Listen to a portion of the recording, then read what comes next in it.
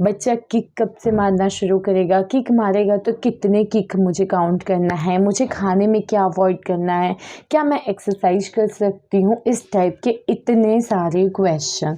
तो आप परेशान मत होइए। हेलो दोस्तों, वेलकम और welcome back to my channel, जहाँ हम बात करते हैं मेकअप, ब्यूटी, ट्रेंडिंग फैशन के बारे में और मॉमी टॉक के बारे में।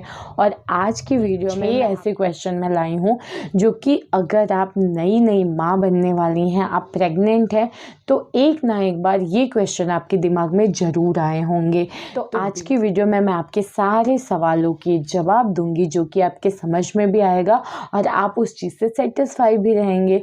तो बिना किसी देरी के वीडियो शुरू करते हैं। तो सबसे पहला क्वेश्चन जो सबसे पहले दिमाग में आता है वो होता है कि ऐसा कोई खाना है क्या जो हमको अवॉइड करना चाहिए? क्या ऐसी कोई चीज़ है जिससे हमें प्रेगनेंसी में नहीं खाना चाहिए?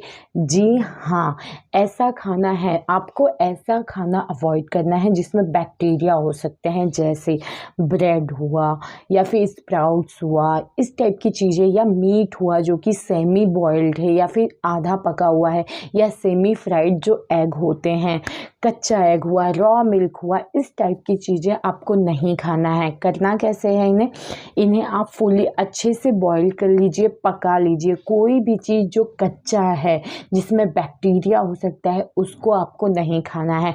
आप चाहें तो फ्राइड कर सकते हैं, माइक्रोवेव में पका सकते हैं, गैस पे पका सकते हैं, कहीं भी पका सकते हैं, लेकिन आपको वो खाना बिल्कुल नहीं खाना है जिसमें बैक्टीरिया हो सकते हैं, जिससे आप बीमार पड़ सकते हैं, जिससे आपको और आपके बच्चे को प्रॉब्लम हो सकती है। आप पका हुआ ताज़ा खाना खा सकते हैं। बीन्स हुआ, स्प्राउट्स हुआ, ये सब क्या होता है ना, नमी में होते हैं, सबको पता है, तो उसमें बैक्टीरिया होते हैं, बैक्टीरियल इन्फेक्शन होने का डर होता है, आपको, आप बीमार पड़ सकते हैं। तो आपको इन सब चीज़ों को मन करे तो गैस पे, ओवन में, जहाँ जैसे भी, बट अच्छे से पका के ही खाना है आपको। कच्चा कुछ भी नहीं खाना है, दूध तक नहीं। दूध आप अच्छे से पका लीजिए, उसके बाद ही आप पीजिए, ठीक है। तो कच्चा कुछ भी नहीं खाना है, सब कुछ पका हुआ खाना है, ताकि आप और आपका बच्चा हेल्दी रहे। नेक्स्ट क्वेश्चन वो लोग करते हैं जो कि कॉफ़ी या चाय एडिक्टेड होते हैं। जी हाँ, उनके दिमाग में सेकंड क्वेश्चन यही आता है कि क्या मैं चाय या कॉफ़ी कंटिन्यू कर सकती हूँ, जितना मैं पहले पीती थी वो मैं पी सकती हूँ? तो देखिए, रिसर्च ऐसा कहता है कॉफ़ी में जो कैफ़ीन होता है वो आपके बच्चे को नुकसान पहुँचाता है। इस वजह से आपका बेबी या आपका मिसकैरेज हो सकता है, या प्री टर्म बर्थ यानी प्री मैच्योर बेबी होने के चांसेस हो जाते हैं। लेकिन ये अनक्लियर है, कंफर्म नहीं है कि ऐसा होता ही है, लेकिन हम क्यों रिस्क लें? तो इस चीज़ से बचने के लिए, इस रिस्क से बचने के लिए एक तरीका है, आप दिन में 1 या 2 कप कॉफ़ी या चाय पी सकते हैं, उससे कोई भी नुकसान नहीं होगा। लेकिन अगर उससे ज़्यादा आप पिएंगे तो आपको प्रॉब्लम होगी, आपके मिसकैरेज के चांसेस बढ़ जाएंगे, और हम नहीं चाहते कि आप कोई भी रिस्क लें। सिर्फ चाय या कॉफ़ी के लिए, वो भी सिर्फ 9 मंथ के लिए, बच्चे के साथ कोई भी रिस्क लेना पसंद नहीं करेगा, आप भी नहीं पसंद करेंगे।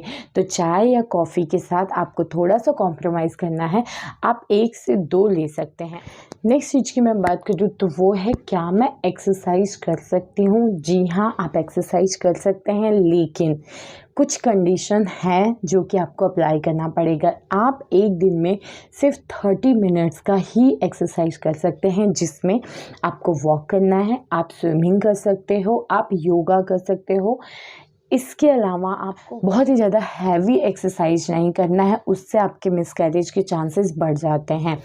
सेकेंड चीज़ है एक्टिव रहना, वॉक करना, ये चीज़ें तो अच्छी चीज़ है, लेकिन एक दिन में सिर्फ 30 मिनट्स और हफ्ते में सिर्फ 5 दिन एक्सरसाइज कर सकते हैं। इसका मतलब 7 दिन में आप सिर्फ 150 मिनट्स ही एक्सरसाइज कीजिए, जिसमें आपको वॉक करना है, स्विमिंग करना है और योगा करना है। इससे ज़्यादा आपको और कुछ नहीं करना है।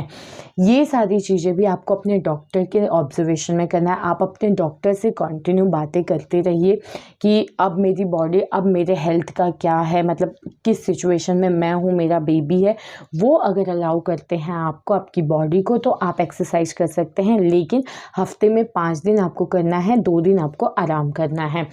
सेकेंड चीज़ ये है कि 30 मिनट्स मैंने कह दिया, तो ज़रूरी नहीं है 30 मिनट्स, हो सकता है आपकी बॉडी 10 मिनट 20 मिनट्स मतलब इतने में ही थकने लग जाए। तो इस चीज़ का बिल्कुल ध्यान देना है कि जैसे ही आपकी बॉडी थकना शुरू हो जाती है, आपको लगता है कि अब मेरे शरीर से ये चीज़ें नहीं हो पाएंगी, आपको वहीं स्टॉप हो जाना है, आपको आराम करना है। बैठ के आराम मिलता है, लेट के आराम मिलता है, आप वैसे करिए। मीन्स आपको अपनी बॉडी को बहुत ज़्यादा फोर्स नहीं करना है किसी चीज़ के लिए। नेक्स्ट चीज़ की मैं बात करूँ तो अक्सर हम औरतों के दिमाग में आता है जब हम प्रेग्नेंट होते हैं कि जो बेबी का मूवमेंट कब से हमें पता चलेगा और कितनी किक उसके जो होंगे, मतलब काउंट किक अगर हम करें तो कितना नॉर्मल होगा। ये क्वेश्चन अभी रिसेंटली मेरी एक फ्रेंड ने भी पूछा मुझसे, तो मैंने सोचा क्यों नहीं इस बारे में मैं एक वीडियो बनाऊँ और ये सारे क्वेश्चंस के आंसर आपको जितना मुझे पता है उतना देने की कोशिश करूँ। देखिए, अगर आपकी फ़र्स्ट प्रेगनेंसी है ना, तो 5 से 6 महीने तक आपको मूवमेंट नहीं पता चलेगा, क्योंकि हमें नहीं पता होता। अगर आपकी सेकंड प्रेगनेंसी है ना, तो हो सकता है आप उन चीज़ों को जल्दी समझने लगे, उसके मूवमेंट को जल्दी आपको पता चलने लगे, क्योंकि आप उन चीज़ों से फैमिलियर हो चुके हो, पहले आप इन चीज़ों को फेस कर चुके हो। लेकिन अगर आपकी फ़र्स्ट प्रेगनेंसी है तो 5वें 6वें महीने तक आपको ज़्यादा मूवमेंट फील नहीं होगा।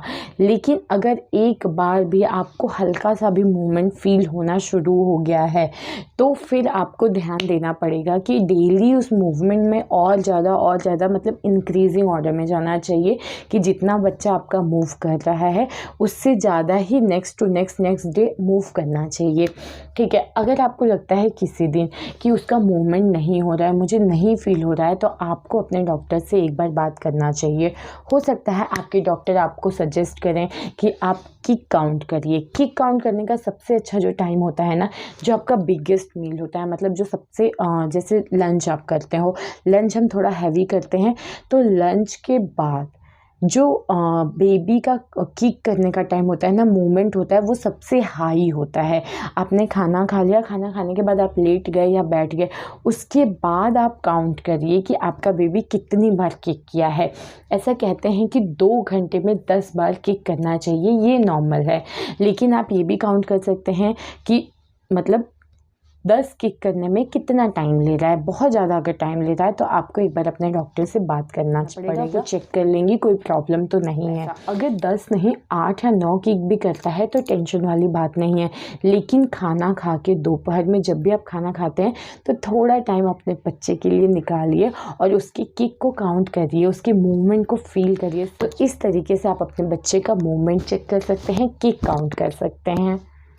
नेक्स्ट क्वेश्चन है, अक्सर औरतें पूछती हैं कि मुझे किस साइड सोना चाहिए, मैं लेफ़्ट साइड सोऊं, राइट साइड सोऊं, क्या मैं पीठ के बगल नहीं सो सकती। देखो, एक चीज़ है, अगर मैं ये आप लेफ़्ट साइड ही सोइए तो ये बहुत टफ़ है, क्योंकि 9 महीने की पूरी जर्नी है। मान लो फर्स्ट मंथ आपको नहीं पता होता है, लेकिन बचे हुए 8 महीने आप सिर्फ एक करवट, मतलब सिर्फ लेफ़्ट साइड तो नहीं सो सकती, प्रॉब्लम होगी।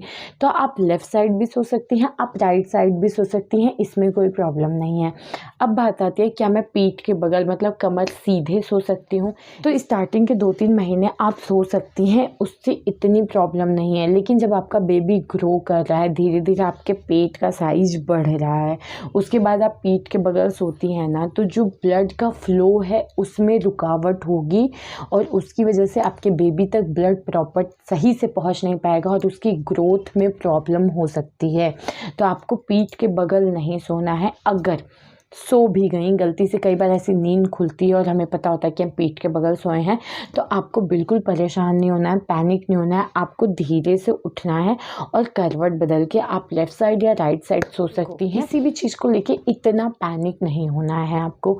अगर आपको लग रहा है कि मैं सीधे सो गई थी, मेरा बेबी मूव नहीं कर रहा है, कुछ प्रॉब्लम हो रही है मुझे, तो आप अपने डॉक्टर से बात कर सकती हैं, वरना आप अपना करवट बदल लीजिए और सब कुछ नॉर्मल हो गया है तो उसमें इतना परेशान होने वाली बात नहीं है।